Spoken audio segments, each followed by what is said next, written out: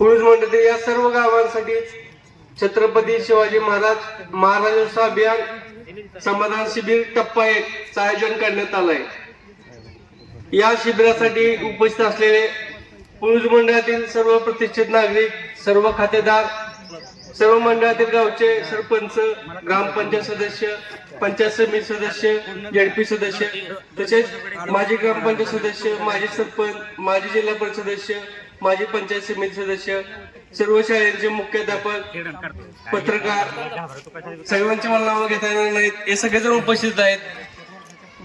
या योजनेचा एकच हेतू होता की आपले गाव जसे तालुक्यापासून लांब आहेत, 25-30 किलोमीटर अंतरावरती आहेत, त्यामुळे ते सर्व लोकांना तालुक्याला येता येत नाही, वेळ वाया जातो, तसेच तुमचा खर्च पण पडतो लांब जायसाठी।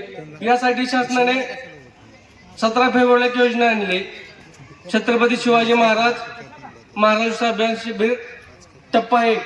या योजनेमध्ये आता ताटे साहेबांनी सर्व सविस्तर सांगितलेलं आहे, तर मी थोडक्यात सांगतो, सविस्तर सांगत नाही।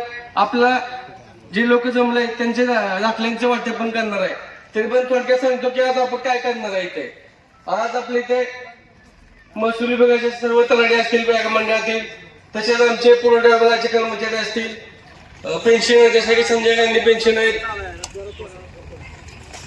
श्रवण निवृत्ती पेन्शन आहेत, हे जे असतील, तसेच भूमी अभिलेखचे कर्मचारी आहेत, पुन्हा कृषीचे आहेत, पंचायत समितीमध्ये ग्रामविकास विभागाचे आहेत, भूमी अभिलेखचे आहेत, आरोग्य विभागाचे कर्मचारी आहेत। आज आपण काय करणार आहेत, जे प्रलंबित फेरफार होते, जे बऱ्याच दिवसापासून पेंडिंग होते, ते फेरफार पण आपण निर्गत केले, त्याचे पण आज वाटप करणार आहे।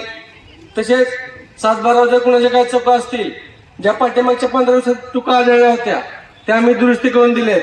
आज पण कुणाच्या काही चुका असतील त्यांचे पण अर्ज त्यांना आज द्या।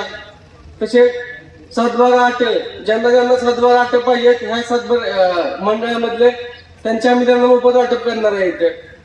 तसेच दाखले असतील, माही सेवा केंद्र बोललो होतं आपण, या गावात 7 गावातले, त्यामार्फत तुमचं कोणाचं उत्पन्न दाखला असेल, रहिवासी दाखला असेल, जातीचं प्रमाणपत्र असेल, हे पण आम्हाला वाटप करणार आहेत। तसेच आता पाठीमागच्या 1 महिन्यापूर्वी जी आला होता की आता जमीन अकृषी करण्याची गरज नाही, 1 टाइम रक्कम भरायची आणि तुमची जमीन येणे झाल्यावर सर्व येतील, त्याचं आपण मार्गदर्शन पण ठेवणार आहे, त्याचं पण मार्गदर्शन आपण तुम्हाला करणार आहोत। तसे जे तुकडे बंदी, आधी काय होतं की जिरायती भागामध्ये 1 एकर आणि बागायती भागामध्ये अर्धा एकर म्हणजे 20 गुंठे, त्यापेक्षा खालच्या क्षेत्राचं आपल्याला हे करता येत नव्हतं, खरेदी विक्री करता येत नव्हती। शासनानं नवीन परिपत्रक आणलं होतं की जिरायती जमीन असेल तर 20 गुंठे आणि बागायती जमीन 10 गुंठे। तसेच काही जुन्या खरेदी विक्री झाल्या होत्या, तुकडे बंदीमुळे रद्द केल्या होत्या, त्या जर आपल्या ह्यात असतील, प्लॅनिंग योजनेमध्ये असतील, तर त्याचा पण आपण ते नोंदी पुन्हा जाणार आहोत।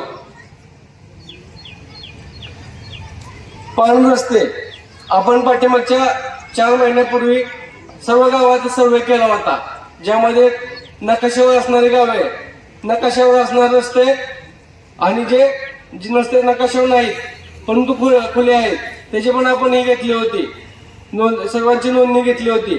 आता आपण काय करणार आहे, यामध्ये जे रस्ते नकाशावर आहेत, जिथं कुठेही कसला वाद नाही, ते रस्ते खडीकरण करून देणार आहे, त्या सर्व रस्त्यांचं खडीकरण होणार आहे, पाळण रस्त्यांचं, ते पण आपण चालू करत आहोत। कुणाचे ऍग्री स्टॅकच्या फार्मर आयडी काढायला राहिला असेल, फार्मर आयडी खूप महत्वाचा आहे,